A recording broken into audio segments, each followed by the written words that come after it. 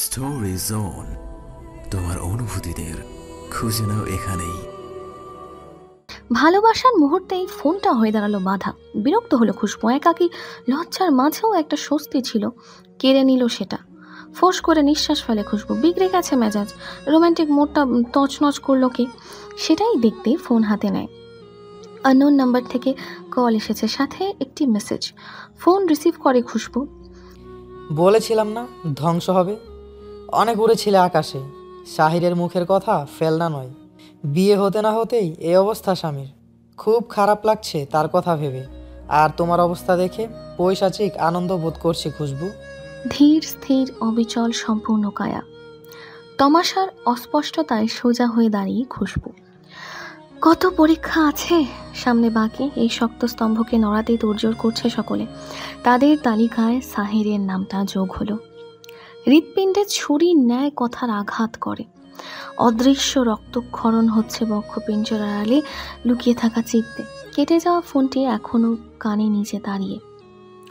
ধীরে ধীরে নামায় খুশবু ফোনটি। স্ক্রিনে জল করা মেসেজ পড়ে। নিষ্প্রাণ প্রতিমার ন্যায় ভঙ্গি তার। চোখ বেয়ে গড়ালো না এক বিন্দু অশ্রু। হেঁটে গেল তার শান্তির জায়গায়, পাশে বসলো আফতাবের। কঠিন মুখে তার হাত তুলে নিজের উদরে রেখে বলল, একবার উঠুন, অনেক অভিযোগ করার আছে। আপনার বাহুডোরে আবদ্ধ না হওয়া অবধি আমার চোখ থেকে অশ্রু ঝরবে না, না দুঃখের আর না সুখের। যামিনীর মধ্যপ্রহরে বলিষ্ঠ আঙুল কম্পিত হয়। এক শীতল হাওয়ার ঝাপটায় মাতোয়ারা উষ্ণ নিঃশ্বাস। আত্মচিৎকার এলো বুকের অতল গহ্বর থেকে। প্রিয় মুখের ছোঁয়া লাগুক ভোরের আলোয়। অপেক্ষায় সর্বাঙ্গ।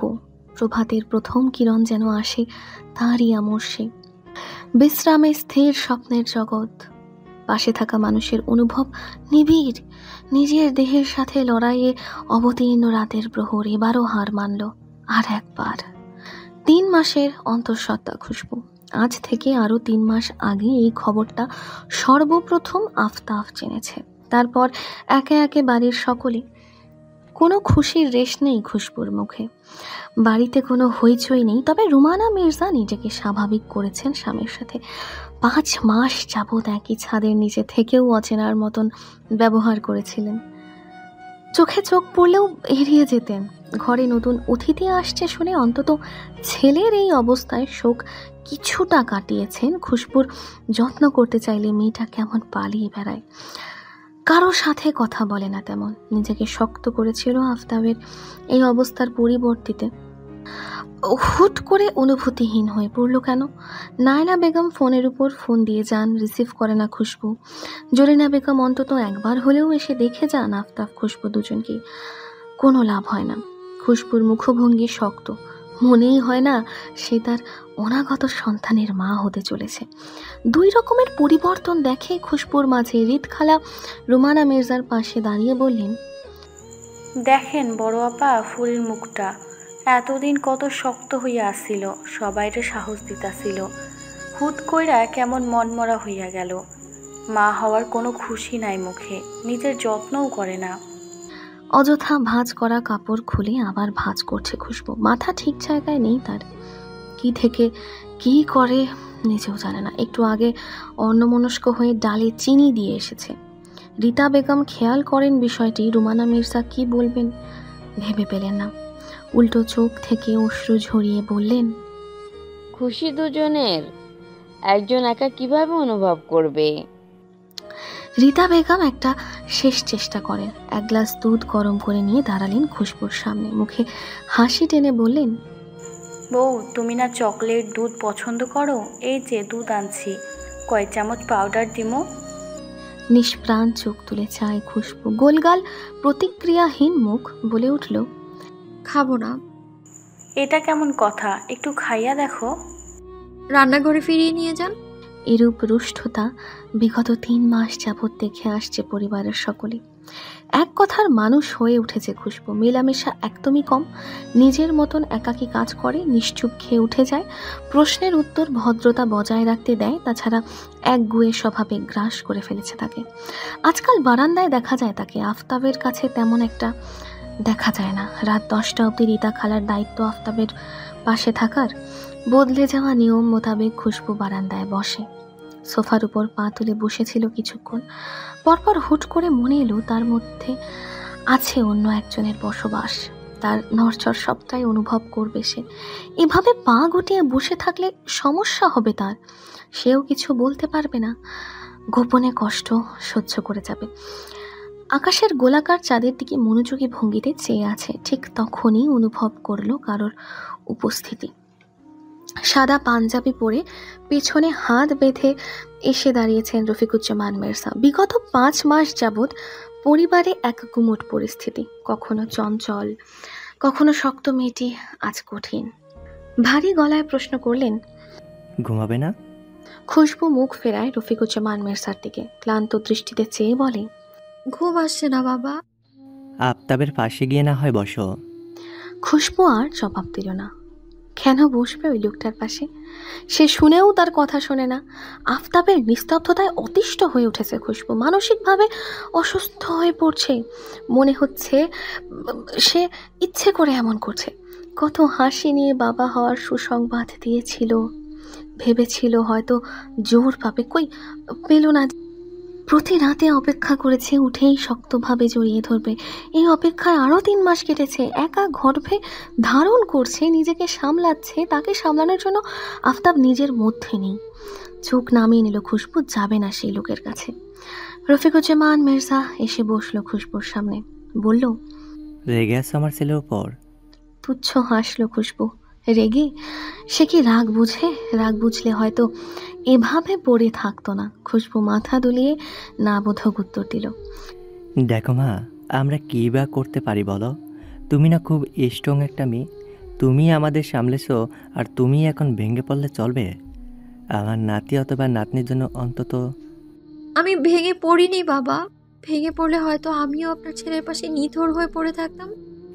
এসব বলতে নেই। তোমার কি করতে ইচ্ছে করে বলো? আমার মনে হয় তোমার মাইন্ড ফ্রেশ করা দরকার। কোথাও যাবে? ঢাকা যাবে? ঢাকা যাওয়ার কথায় নারাজ খুশবু। যতই রাগ অভিমান জমুক, আফতাবকে ফেলে ঢাকা যাওয়ার প্রশ্নই ওঠে না। খুশবু বলে উঠল, না বাবা, ঢাকা যাব না, আমি এখানেই ঠিক আছি। তাহলে আশপাশ থেকে একটু ঘুরে এসো। তোমার জিতু মামাকে নিয়ে যাও সাথে। ঘুরলে ফিরলে অন্তত তোমার ভালো লাগবে। মায়ের কষ্ট একমাত্র মাই বুঝতে পারে। অধীর ইচ্ছে যাচ্ছে তার মায়ের কোলে মাথা রেখে শুয়ে থাকতে। খুশবু শ্বশুর মশাইয়ের উদ্দেশ্যে বলল, আমি ঢাকা যাব না বাবা। যদি আপনি অনুমতি দেন তাহলে মাকে বলি কিছুদিনের জন্য আমার কাছে আসতে। রফিকুজ্জামান ঠোঁটে চওড়া হাসি ঝুলিয়ে জবাব দেয়, অবশ্যই, কেন নয়? তোমার মা পরিবারের বাইরে কেউ নাকি? তার যখন ইচ্ছে সে আসতে পারবে। তুমি কালই বেআইনকে চলে আসতে বলো। জি আচ্ছা। আমার কিন্তু পরীক্ষা শেষ বহু আগে। প্রাণোচ্ছল মানুষ আর তার উচ্ছ্বাসে ভরপুর কণ্ঠস্বর। নেহাকে যেদিন থেকে বিয়ে করবে বলেছিল, হুট করেই গিরগিটির মতন রং বদলে ফেলে এই মেয়ে। তেজ কমে এসে লজ্জায় পরিণত হয়েছে। ফাহাদের নিজেরও এই অবস্থা। দ্বিতীয়বার সেই বিষয় তোলেনি। তবে নেহা যেন পরীক্ষা শেষ করে হাতে ফোন রূপে আকাশের চাঁদ পেয়েছে। সময় মতো ফোন করে ফাহাদকে। ল্যাপটপে কাজ করতে করতে ফোন রেখেছে মাথা আর কাঁধের মাঝামাঝি চেপে। জবাবে বলল, এত খুশির সংবাদ? এখন ভার্সিটিতে যাব। যাব তো। যেহেতু ভার্সিটিতে যাচ্ছি তার মানে আমি বড় হয়ে গেছি না। ফাহাদের জবাবে রুষ্ট নেহার মুখভঙ্গি। এসব কিছু ভং। 18-র উপরে কেউই শিশু নয়। তার 18 বছর 2 মাস চলে। আমার বয়স কিন্তু 18 আপ। তো তো কি? আপনি সেদিন কি বলেছিলেন? কি বলেছিলাম? মনে নেই? না, নেই। বিরক্ত হলো নেহা। বিয়ে করবে বলেছিল, এই কথা ভোলা যায়? কখনো না। ফাহাদও ভুলেনি। নেহা রাগে সুরে বলল, ইচ্ছে করে এমন করছেন না? আমার জন্য আপনার কোনো মায়া দয়া নেই। তুমি আমার প্রেমিকা নও, কেন মায়া দয়া করবো? যা বলেছি সেটাই মাথায় রেখো। এর মধ্যে প্রেম জাতীয় কিছু আসবে না। হ্যাঁ, মাঝে মধ্যে কথা বলতে পারো কল করে। কাঙ্ক্ষিত দিন আসার পূর্বে আমার কাছ থেকে তেমন কোনো আচরণ পাবে না যা তুমি আশা করো। নির্বোধের মতন আচরণ করলো না আর নেহা। দরকার নেই তার ফাহাদকে প্রেমিক হিসেবে চিরদিনের জন্য জীবন সঙ্গী হোক, এটাই একমাত্র চাওয়া। নেহা দুষ্টুমির ছলে বলল, মানলাম সবই, তবে কি জানেন, আপনি আসলেই নির্দয়। ফাইন, ফোন রাখো, আমার কাজ আছে। এই দাঁড়ান। বসে আছি।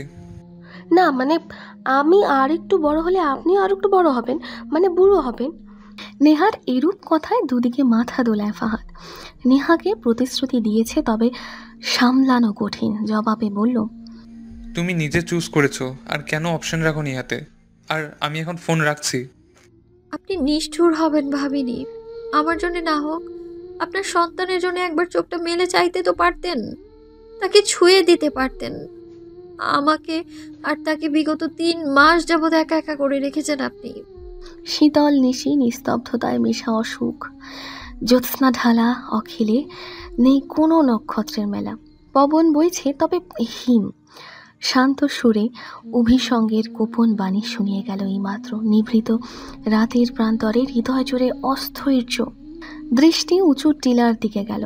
সেথায় স্মৃতিরা সব ভেসে বেড়াচ্ছে। শুধুই স্মৃতি, প্রণয়, পরিণয়, নির্জনতায় প্রেমের ভাষা বিনিময় সেখানেই। রাতের বুকে স্বপ্ন খেলে, ফিরে পাওয়ার আর্জি করে কখনো কখনো। সেই আর্জি বরাবরের মতন খারিজ হয়। নিঃশব্দ বাতাসে ভেসে আসে বিরহের ধ্বনি আর গোপন কান্না। গায়ে জড়ানো ধূসর রঙের এক শাড়ি, বাতাসে বাতাসে আঁচল উঠছে বাধাহীনভাবে। চুলগুলো নিজের ঠিক জায়গায় নেই। শশাঙ্ক আজ দুঃখিনীর দুঃখে সঙ্গ দিতে এসেছে, ঠিক মুখ বরাবর স্থির, আলো প্রদানের চেষ্টায় তমাশাবৃত মুখশ্রীতে। প্রতিটি ভারী নিঃশ্বাস বাতাসের সাথে মিশে শীতল। আপনাকে ছাড়া প্রকৃতিও সাজে না, তার প্রেমিক ভারী নিদ্রায় মশগুল। মিনিট 10 পর খুশবুর ধ্যান ভাঙে উদ্ভট আওয়াজে। জানালার দ্বারে দাঁড়িয়েছিল এত সময় যাবৎ, সঙ্গে সঙ্গে ফিরে চাইল। ড্রিম লাইটের আচ্ছা আলোয় ভূত দেখার মতো চমকে উঠল। চোখ কোটর থেকে বেরিয়ে আসবে, যেন অবিশ্বাস্য দৃষ্টি থমকে গেছে কিছু সময়ের জন্য। সাথে সম্পূর্ণ খুশবু। নিজের সাথে যুদ্ধে জয়ী হয়তো আফতাব। ভুগতে হয়েছে অনেকটা। মস্তিষ্ক তাড়না দিলেও দেহ সায় দেয়নি। কেমন যেন বিভ্রমের জগতে ছিল বসবাস। সব গল্প কর্ণপাত হলেও মস্তিষ্ক সেটাকে দেখাতো আবছা, অস্পষ্ট। আজ সবটা পরিষ্কার হতে না হতেই জোর চালায় নিজের উপর। চোখ খুলে উঠে বসার চেষ্টা করছে। অনেকদিন এভাবে শুয়ে থাকার ফলস্বরূপ অবশ লাগছে সর্বাঙ্গ।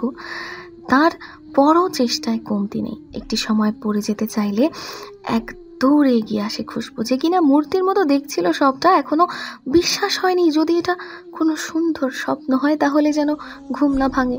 বাহু চেপে ধরে আফতাবের। কম্পন ধরল সারা শরীরে। গলা দিয়ে শব্দ বেরোতে চাইছে না। আফতাবের নেতিয়ে থাকা নজর তার দিকে ঘুরলে চোখ বেয়ে টলমল করে অশ্রু ঝরতে শুরু করলো। আপনি শব্দটি পূর্ণ করার পূর্বে ভাঙ্গা গলায় ডাক পড়ে, খুশবু। নিজেকে আর দমিয়ে রাখতে পারেনি খুশবু। এতদিনের শক্ত স্তম্ভ বিগলিত হয়। হাউমাউ করে কেঁদে উঠে আফতাবকে অগোছালোভাবে জড়িয়ে ধরে।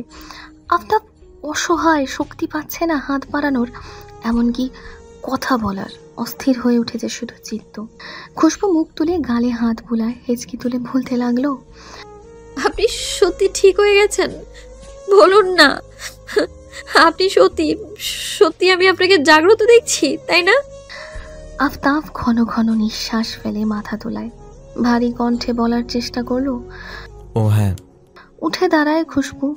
লাইট অন করে আবার ফিরে এলো। আফতাবের গাল দুহাতে জড়িয়ে বলল, কিছু লাগবে আপনার? পানি খাবেন? আমি বাবা মাকে ডেকে আনছি। না না, সবার আগে নার্সকে ডাকবো। ছটফট করে আবারও উঠে দাঁড়ানো খুশবুর হাত ধরে আফতাব। নিজের সঙ্গে অদৃশ্য সংগ্রাম করে অস্পষ্ট গলায় বলল, হ্যাঁ। হ্যালো ডিয়ার লিসেনার্স, আপনারা শুনছেন স্টোরিজ অন প্রেজেন্টস ধারাবাহিক পর্ব গল্প। আমাদের সামগ্রিক প্রচেষ্টাকে উৎসাহিত করতে লাইক এন্ড কমেন্ট করতে ভুলবেন না। Thank you. আপনি ঠিক আছেন না? বলুন না, অল্প করে পানি খান। আফতাব মাথা দুলিয়ে নাবোধক উত্তর দেয়। মাথা নামিয়ে রেখেছে। চিনচিন ব্যথা মাথার পেছনের দিকে, ভার অনেকটাই খুশবুর দিকে। খুশবু বলল, নার্সকে ডাকি? একটু বসুন এখানে। খুশবু আর এক দফা হেঁচকি তুলে কেঁদে ওঠে। মুখে লিপ্টে অশ্রুরেখা, মুখ ভিজে গেছে পুরোটাই। পাশে বসে চেয়ে রইল মলিন মুখের দিকে, একটু দেখুক শান্তি মতো। আফতাব ব্যাকুল গলায় আবদার করল, একটু জড়িয়ে ধরবেন, আমি শক্তি পাচ্ছি না। যে সুখের আলোর সন্ধানে আধার চড়িয়ে বেরিয়েছে, সেই আলো আর উজ্জ্বল হয়ে প্রস্ফুটিত হলো। দ্বিগুণ আমেজ চার দেওয়ালে। আফতাবকে পেয়ে চোখ ভিজে যাচ্ছে বারবার। নিজের মাঝে জড়িয়ে রেখেছিল অনেক সময়। খুক খুক করে কেসে উঠল খুশবু, পুনরায় চিন্তিত হয়। কিছুটা ঘোলাটে নয়নে খুশবুর ফুলে থাকা মুখ স্পষ্ট নয়, তবে আত্মা তৃপ্তিকারী। অনেক সময় পর চোখে আলো পড়েছে, তাই চোখ মেলে তাকাতে অসুবিধে হচ্ছে আফতাবের। চোখ জ্বালাতন করছে কিছুটা। আফতাবকে সাহায্য করলো বিছানার হাত পরে হেলান দিতে। দৌড় লাগাতে গিয়েও থেমে গেল। দরজার বাহিরে দাঁড়িয়ে পেটে হাত রেখেছে। আজ তাকে পূর্ণরূপে অনুভব করলো খুশবু। এতদিন অভ্যন্তর খালি খালি লাগছিল। তার বাবার অনুপস্থিতিতে অন্য কেউ যে নীরবে তার সঙ্গ দিয়েছে সেটা ভুলতে বসেছিল। খুশবু একা একা বলতে লাগলো, তোমার মামুনি খুব নিষ্ঠুর, তাই না? নিজের পেটে হাত বুলিয়ে ফের বলল, আমি সরি। হ্যাঁ, এখন থেকে তোমার দিকেও খেয়াল রাখবো। মা সন্তানের ক্ষুদ্র আলাপ শেষে ডাকলো নার্সকে, সাথে রফিকুজ্জামান মির্জা এবং রুমানা মির্জাকে। দুজনেই কোনো চিন্তা চেতনাহীনভাবে তাড়াহুড়ো করে আফতাব খুশবুর ঘরে এলো। নার্স ডক্টরকে কল করেন, জেনে নেন তার পরবর্তী কার্যক্রম। ছেলের মাথায় হাত বুলিয়ে অশ্রু বিসর্জন দিতে থাকা রুমানা মির্জা তার সামনে এসে দাঁড়িয়ে জিজ্ঞেস করলেন, কেমন ফিল করছেন মিস্টার মির্জা? আফতাব চাইলো তার দিকে, কিন্তু চিনতে পারলো না। সাবলীলভাবে মাথা নেড়ে জবাব দেয়, জি মোটামুটি। আচ্ছা, আপনাকে কিছু প্রশ্ন করব, আপনি উত্তর দেওয়ার জন্য তৈরি তো? সময় চাই? আফতাব জিভ দিয়ে ঠোঁট ভেজায়। এদিক ওদিক চেয়ে জবাব দিল, করুন। ওকে, এখানে আমি ব্যতীত কে কে উপস্থিত? আজ কবি প্রশ্ন। কোমায় ছিল আফতাব, স্মৃতিশক্তি হারিয়ে ফেলেনি। খুশবুকে দিকে চাইলে খুশবু আশ্বাস দেয় নিঃশব্দে, বলে, আমার বাবা, মা, আমার স্ত্রী। আফতাবের কণ্ঠস্বর ভঙ্গুর। বারবার কথা বলতে গিয়ে মুখ কুচকাচ্ছে, হয়তো গলায় খুশখুশ ভাব। নার্স এগিয়ে এসে পানি দিল অর্ধেক গ্লাস, বলল, পানি খান, একদম অল্প অল্প করে সিপ নেবেন। অনেকদিন পর গলা দিয়ে তরল জাতীয় কিছু যাবে, তাই একটু সাবধানে পান করবেন। বুঝতে বাকি রইল না উনি নার্স মহোদয়া। পানির গ্লাস হাতে তুলে অল্প অল্প করে পান করছে। অনুভব করলো এতে তার তৃষ্ণা মিটছে না, বরং বাড়তে লাগলো। গট গট করে গিলতে হচ্ছে পানি। নিজেকে কত জনমের পিপাসু মনে হলো। অর্ধেক গ্লাস পানি শেষ করে আবারও একটু চেয়ে নেয়। মুখের তৃষ্ণা মিটিয়ে লম্বা নিঃশ্বাস ফেলে তাকার সম্মুখে। নার্স প্রশ্ন করলেন, আপনার হয়তো বিশ্রাম দরকার, তবে একটা কথা বলতে পারবেন, আপনার সাথে কি হয়েছিল সেদিন? কিছু মনে আছে? অজ্ঞান হবার পূর্বের ঘটনা? মাথার পেছনের দিকটা টন টন করে উঠল। মনে আছে কিছু বিষয় আবছা। এতকাল এই পেশায় পার করে প্রথমবারের মতন জীবনের ভয় হয়েছিল। আফতাব ঢোক গিলে বলতে শুরু করলো, ভারী বর্ষণ হয়েছিল সেদিন রাতে। সামনে থেকে যখন গোলাগুলির আওয়াজ পাই তখন আমরা অ্যালার্ট হই সবাই। সন্ত্রাসীরা দক্ষিণ পাশ থেকে এসেছিল, যা সম্পূর্ণই আমাদের বিপরীতমুখী। বলে থেমে যায় আফতাব। নার্স তার এই এনার্জিটা বজায় রাখতে তাকে বেশি সময় চুপ থাকতে দিল না। প্রশ্ন করলো, হ্যাঁ, তারপর? আমরা পেছনে ফিরে তাকাতেই দেখি গোলাবর্ষণ বাড়ছে। অলরেডি রিলোড ছিল আমাদের উইপন। আমরাও ডিফেন্স করার জন্য শ্যুট করি। বিপরীতমুখী গুলিটা আমার সহকর্মীর দিকে এসেছিল। তার সামনে কোনো সাপোর্ট ছিল না। অনায়াসেই তাকে গুলি ছুঁয়ে যেত। আমি তাকে ধাক্কা দিয়ে সরিয়ে দিতে আমার পা স্লিপ করে। ততক্ষণে বেগতিক অবস্থা বুঝে বাকি টিম ছুটে এসেছে। আমি সবটা দেখেছি। মাথায় আঘাত পেয়েছি, ব্যথা অনুভব করেছি। তবে আমার মাথা থেকে রক্ত ঝরছে সেটা আমি সেই মুহূর্তে আন্দাজ করতে পারি নাই। উঠে দাঁড়াই। এরপরও আমি রাইফেল চালিয়েছি, কিন্তু শেষমেশ কি যেন হলো। চোখের সামনে সবটাই অন্ধকার লাগছিল। মাথার পেছনে হাত রাখলে ভেজা অনুভব করলাম। ভাবলাম হয়তো বৃষ্টির পানি, কিন্তু সেটা রক্ত ছিল। এরপর আর কি হয়েছে আমি জানি না। আফতাব অস্থির হয়ে উঠেছে। বুঝতে পেরে খুশবু তার পাশে গিয়ে বসল, বাহুতে হাত রেখে সাহস দেওয়ার চেষ্টায়। নার্স ইতিমধ্যে আর এক গ্লাস পানি দিয়েছে তাকে, আর বলল, আপনার স্মৃতিশক্তি খুব শার্প ক্যাপ্টেন। খুব শীঘ্রই আপনি পুরোপুরি সুস্থ হয়ে উঠবেন। আপনাকে ইঞ্জেকশন দিচ্ছি। পরিবারের সাথে সময় কাটান, এখনই ঘুমিয়ে পড়ার প্রয়োজন নেই। যে কোনো দরকারে আমাকে ডাকবেন।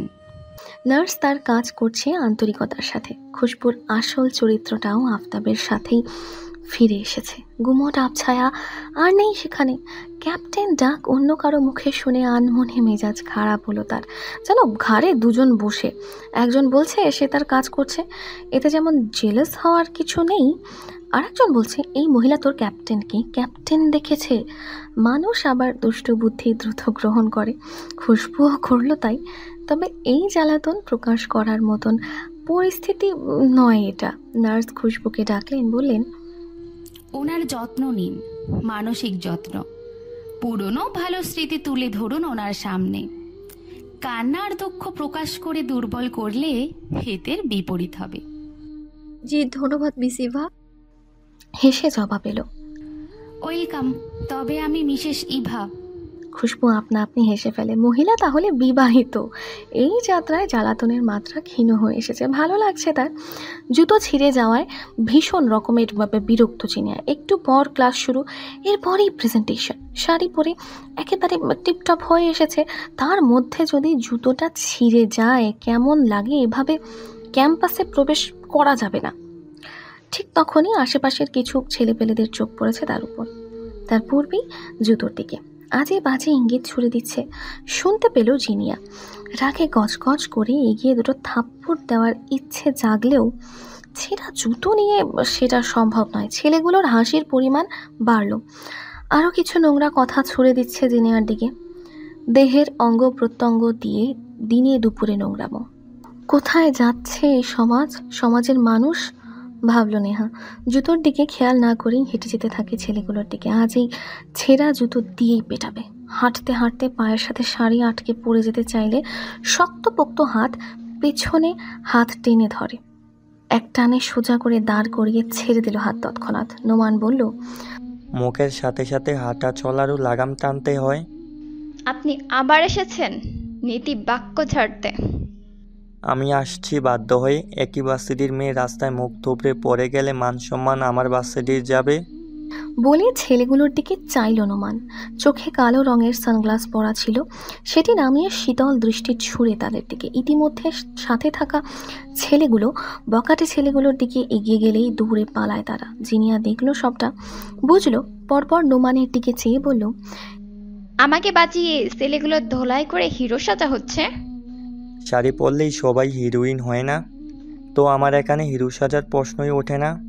বরং আমি অবলা নারীর সম্মান রক্ষাতে হাজির হয়েছি। জনসেবা আমার কাজ। এই প্রশ্নের জবাব দিতে পারেনি জিনিয়া। এভাবে মুখের উপর অপমান করলো। জিনিয়া ফোন হাতে তুলে বান্ধবীকে কল করে এই পাতি নেহার ফেসবুক অ্যাকাউন্টটা খুঁজে বের করার দায়িত্ব নিল। এত সহজেই পরাস্ত করা সম্ভব হবে না তাকে। দুদিন যাবৎ লাপাত্তা ফাহাদ। কল করলে ধরছে না, মেসেজের উত্তর দিচ্ছে না। হদিশ মেলা অসম্ভব হয়ে পড়েছিল। আবারও মন আঙিনায় অভিমান জমল। এই লোকটা তাকে এড়িয়ে যাচ্ছে। বিয়ে করবে বলেছে, ব্যাস এতটুকুই। এখন যাচ্ছে তাই করে যাবে। মুখ ফুলায় নেহা। প্রেমিকা না হয়েও প্রেমিকার মতন ব্যবহার এসে পড়ছে অজান্তেই। ফোন এলো 48 ঘন্টা পর। রিসিভ করে কোনো কথা বলল না নেহা। ফাহাদ বলে, বলো কি হয়েছে?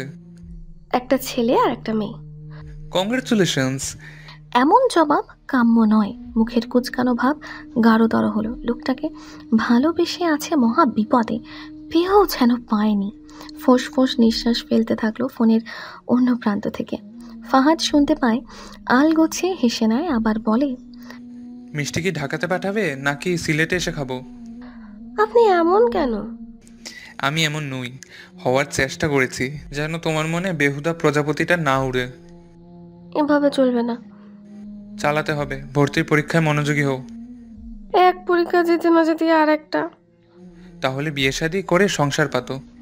নেহা ঠোঁট কামড়ে জবাব দেয়, রাজি। বড্ড পেকেছো। আমি বাড়ি যাচ্ছি, পরে কথা হবে। শুনুন, আফতাব ভাই ঠিক হয়ে গেছে, আসবে না দেখতে? ফাহাদ গাড়ি স্টার্ট করতে করতে জবাব দেয়, আগামীকাল সন্ধ্যা 7টায় সিলেটের মাটিতে পা রাখছি। এসে তোমার ভাইয়ের সাথে তোমার পাকামোর ঔষধ ইনভেন্ট করব। তৈরি থেকো। জানা নেই খুশবুর গম্ভীরতা।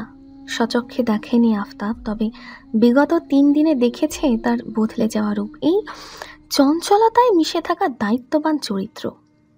কাজ সামলাচ্ছে, আফতাবকে সময় দিচ্ছে, তার দেহভার তুলে হাঁটাচ্ছে, ঔষধ দিচ্ছে, যত্ন করছে। বিছানায় পিঠ এলিয়ে দেখতে থাকলো মেয়েটিকে। কোনো নারীকে খুশবুর পূর্বে এতটা মনে ধরেনি। পাগল প্রায় অন্তর তার মাঝে স্থির। আশেপাশের কোনো চিন্তা নেই তার। নয়নজোড়া যেন সব সময় এখানেই আবদ্ধ থাকে। আলমারি থেকে নতুন কাপড় বের করে ঘুরে তাকাতেই ঘাবড়ে উঠল খুশবু।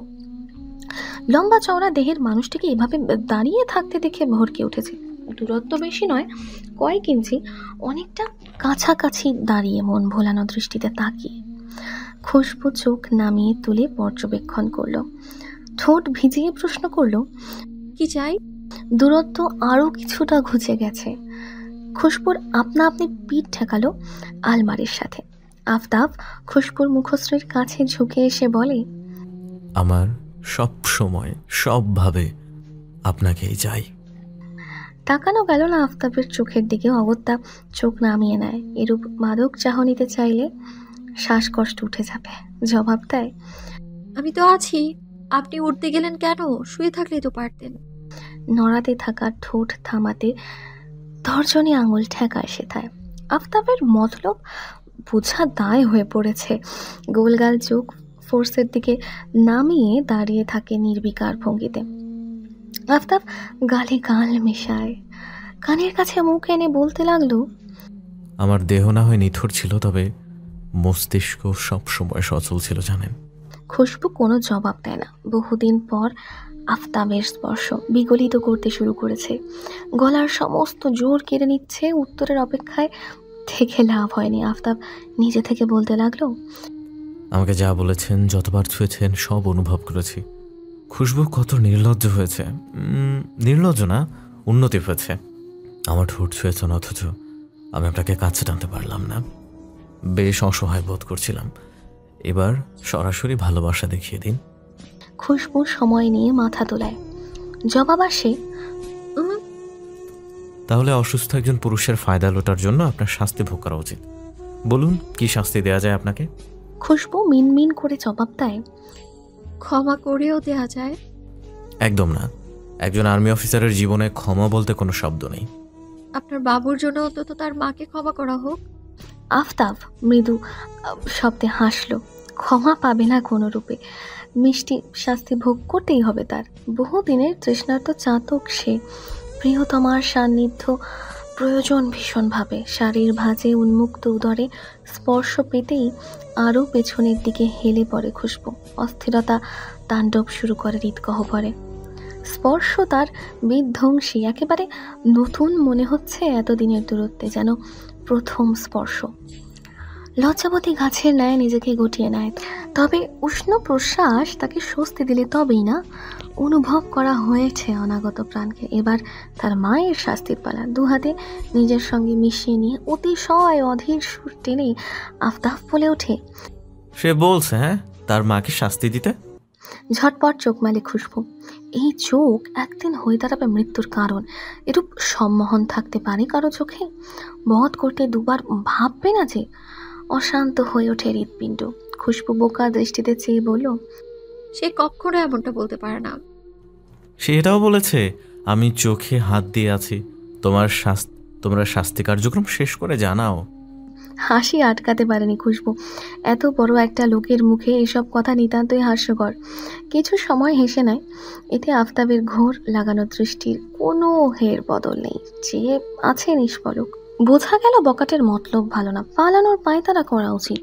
খুশবু নড়চড় করলে আফতাব হাতের বাঁধন দৃঢ় করে বলে, পালাতে চাইছেন? এতদিন থেকেও ছিলাম না, এখন ছুঁয়ে দিলে ক্ষতি কি? উত্তপ্ত অগ্নিশিখার কাছে দাঁড় করিয়ে প্রশ্ন করছে, ঝলসে গেলে ক্ষতি কি? খুশবু সাহস করে সরু চোখে তাকায় আফতাবের আবেদন করা চক্ষুপানে। আকুল আকাঙ্ক্ষী মানবের আবদার সে জানে, তবে এবারে অনুমতি চাইল না। ঘাড়ে লেপ্টে থাকা কিছু এলোমেলো কেশে ঝুঁকে যায়। কয়েক দফা ঝোড়ো হাওয়ার মতো করেই নিঃশ্বাস ফেল। খুশবুর মেইলি হাত ঠেকল সুঠাম পিঠে। আফতাব নিজেকে শান্ত করার প্রচেষ্টায় সময় নিয়ে বলে, নিজের দেহকে অচেনা মনে হয়েছে কটা দিন, তবে যতবার আপনাকে কাছ থেকে অনুভব করেছি প্রতিবার শিউরে উঠেছি আমি সব মনে করতে পারছি না খুশবু। এবারে দু হাতের সাহায্যে যতটুকু সম্ভব আফতাবকে জড়িয়ে নেয়। কোনো শব্দ করল না, চুপ রইল তার কথার বিপরীতে। আফতাব ফের বলল, বসন্তের শেষে কেন দুঃখ এলো?